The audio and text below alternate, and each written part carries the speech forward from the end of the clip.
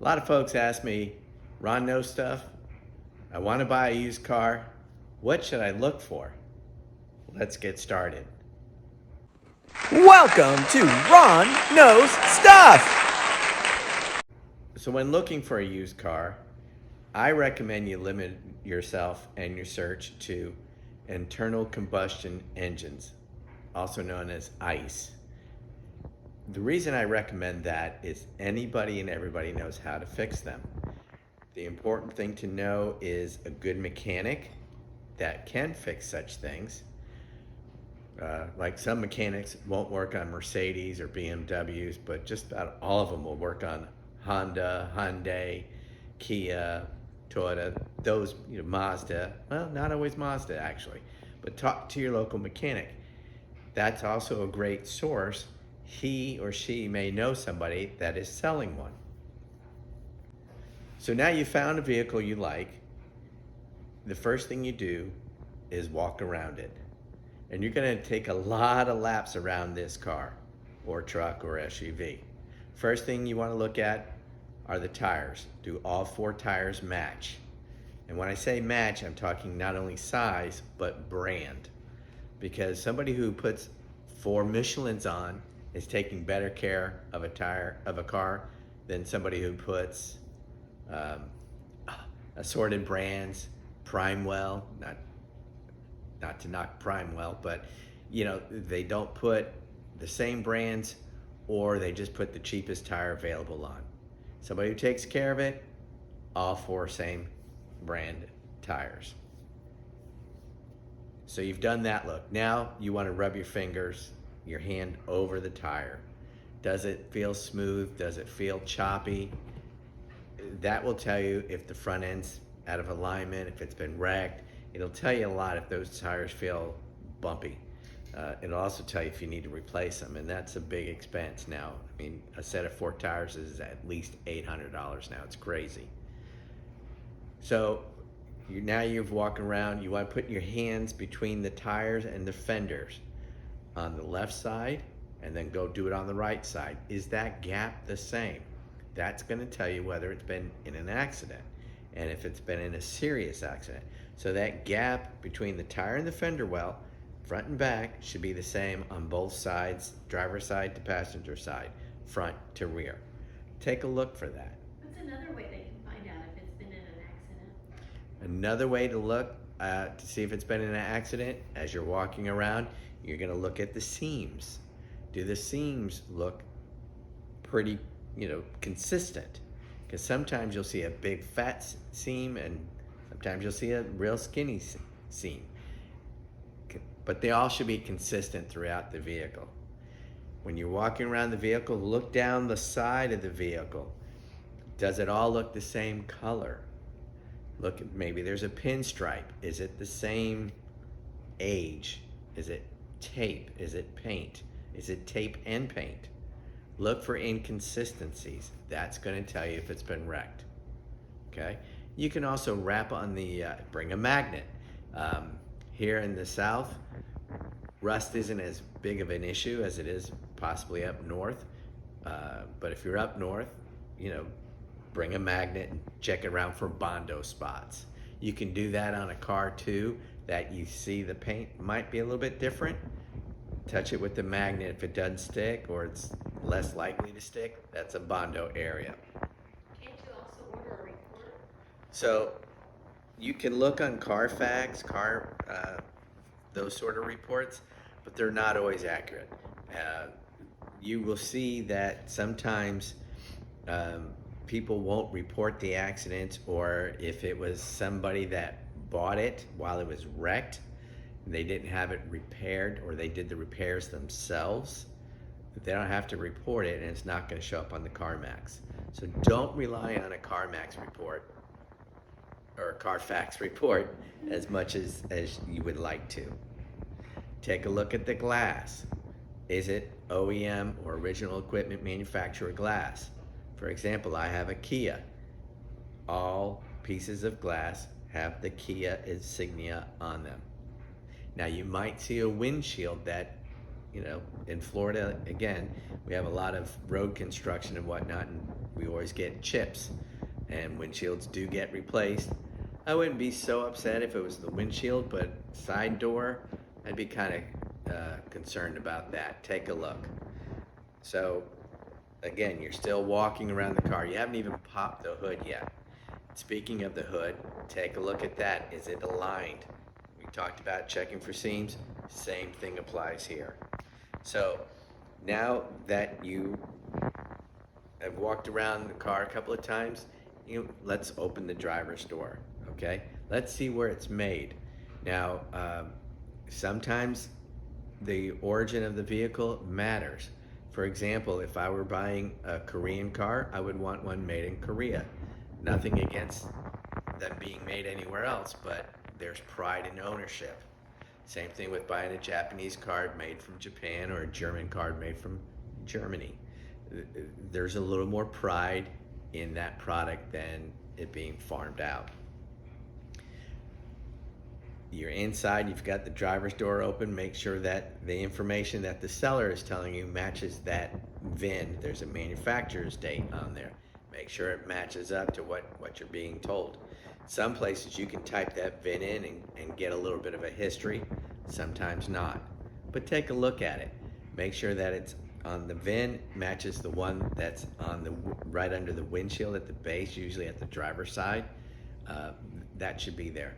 Then take a look at the pedals. The gas pedal, the brake pedal, the emergency brake pedal, if it has one. Does the wear match the mileage that the car has on it? Look at the mileage. It's very easy to go to a junkyard and buy a new center dash or instrument cluster and swap it out. I've seen it done. So you can't always trust the mileage that's on there, but people always forget to change the padding on the gas pedal and the brake pedal. See if it matches what you're seeing as far as mileage. Now you're still on the driver's side. Take a look underneath. Do you see rust? Here in Florida, we've had floods. Hurricanes come through, cars get underwater. If you look underneath, you're gonna see some rust. If you can peel back some of the carpet, take a look at that. You're gonna see mold or it's just not gonna look right. You'll see when you see it, you'll know what I'm talking about. You wanna make sure that vehicle hasn't been flooded. Sometimes you'll see what looks like salt, because it probably is, on the wires and whatnot. Just take a look. That's really important. All right, look under the seats. A lot of components now are under the car seats, and if that car was damaged, or rather a flood, you're gonna see moisture, you're gonna see rust under the driver's seat. Take a look around at everything. Now that you finished looking underneath, take a look at the rest of the interior. How does it look? Does the car have a sunroof? Do you see any drips from the sunroof? Every sunroof has ports, and it shoots water down the sides. Those things can get blocked and flood back into the car. So you want to take a look for that kind of stuff. Once you finish your interior tour, before you start up the car, you want to make sure that it hasn't been running. It's better to check out a used car when it's cold, because a couple of things. When you first start it up, have somebody back at the tailpipe. Speaking of the tailpipe, stick your finger in there. Do you see a carbon buildup, or do you see oil? And if you see the oil, move on. Sometimes you'll see carbon. Some cars do run rich. I have one that is notoriously run rich, but it has a supercharger on it. That's kind of why it runs rich. So there is going to be some black soot on there, but it's not oil based. All right, it's just from running rich. So have your friend sit at the back. If you have another friend, great. Pop the hood, let them hear it, or let them start it, and you get under the hood, because you want to hear a cold engine start. Why is that? Well, sometimes you'll hear a valve clatter, when it's cold, sometimes you'll hear a timing chain clatter, because a timing chain, once it warms up, that clatter will go away. But you don't always hear it on a warm engine startup. You will hear it on a cold engine startup. So you want to hear what the engine sounds like. Now it's going to rev up a little bit when it's first starting up. That's the automatic.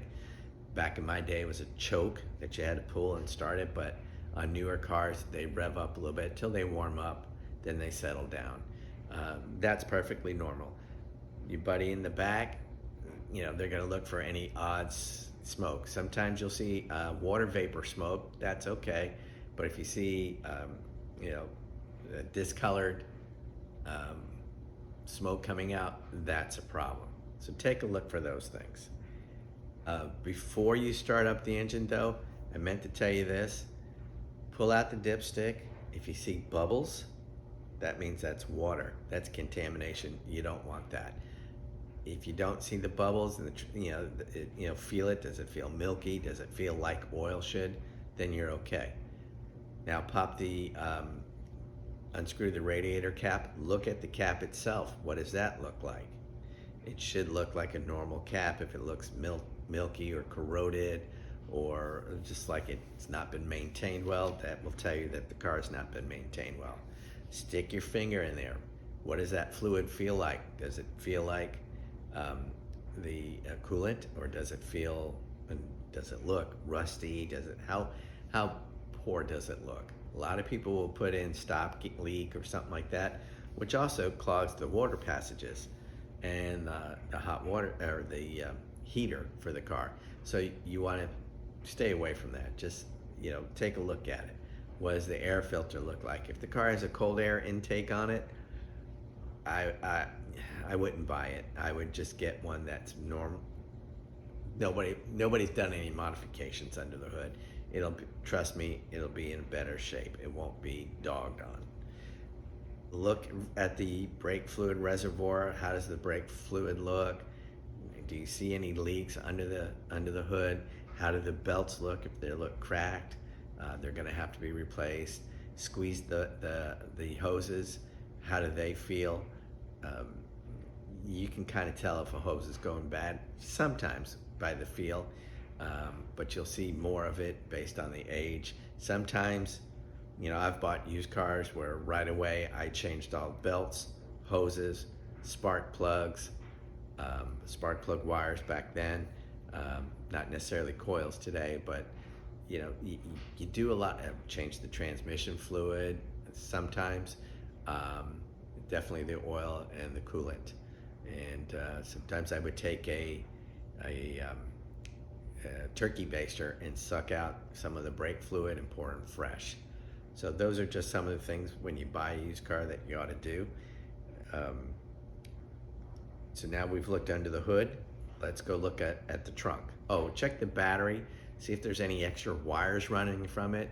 That could be a sign of scary maintenance, or rather scary modifications. And then let's go look under the trunk, or go in the trunk, lift up any carpet or anything in there. Do you see a Bondo? Do you see something that just doesn't look right? If you see that, it's not right. Take a look at the spare. Is there one? Is the jack there? If the spare is there, does it look like it's been used a lot? So spares are different size tires than the rest of the car. And man, if you have a front wheel drive car and you're putting that tire on, that messes up the transmission, because you've got two different size tires trying to spin at the same time, and that messes things up. And speaking of that, might as well address four-wheel drive vehicles. If you're gonna buy a four-wheel drive or all-wheel drive, you wanna make sure definitely that all four tires are the same, and know that if you have a blowout on one at like 20,000 miles, even 10,000 miles, you're gonna have to replace all four tires, because as I mentioned, all four tires are spinning, so you want the same ratio. And as tires wear down and you put a brand new one compared to a worn tire, they're different diameters, so they're going to run at different speeds, and that'll mess up your four-wheel system. So look for those sort of things. Back to the trunk, you want to look underneath the spare tire too to make sure there's no rust, there's no standing water. You don't see any water lines, that would be scary.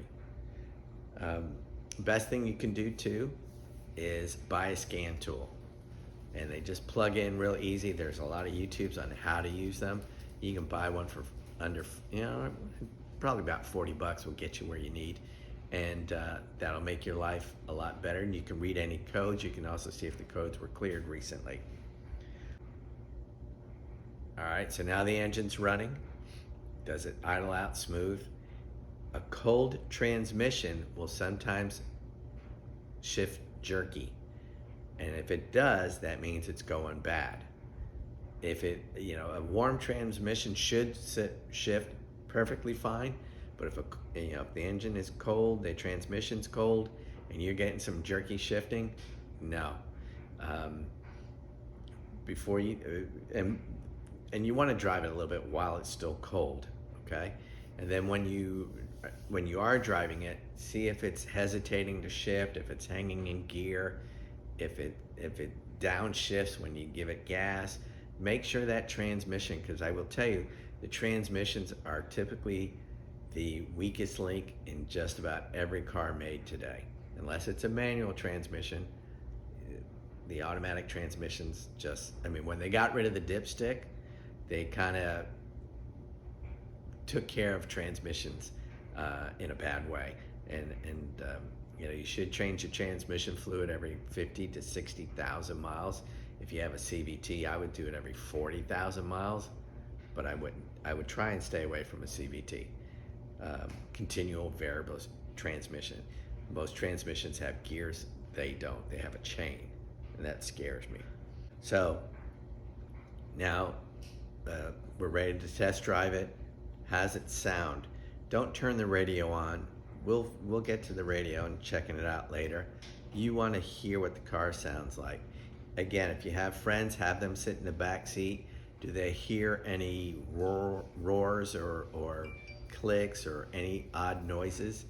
And stick your head out the windows. Do you hear where those noises are coming from? Could be wheel bearings. It could be worse. It could be a failing differential or CV joint. So clicking is usually a CV joint in the front wheel drive vehicles. You want to make sure all the electrics work. Check the windows, check all the windows, check the horn, check the turn signals, check all the lights, check everything out. Don't take anyone's word for what you're buying. Take your own word for what you're buying. And if they won't let you take it to your favorite mechanic, then don't buy it. I don't care how much you love it. I will tell you, my very first car, it was back in 1978. And there was this car that I really, really wanted. I'm not gonna tell you because I'm embarrassed to tell you that I wanted it. But it had a V8, and man, it looked like it was ready to go. And I shouldn't have bought it, because all the things I told you, it had, the hood was misaligned. There was no other body damage. It wasn't water damage, but man, that transmission shifted like a pig, and I had to put a new transmission in it. And as I was bringing it to the car dealership to trade it in, it died on the way in. That's how bad that thing was. So take your time, really investigate what you're doing it so that you feel comfortable with what you're buying. Hey, thanks for watching. Remember to like, subscribe, and share. Please put comments in there. Ask me any question you want. I want to thank you for watching. Ron knows stuff, and now you do too. Bye for now.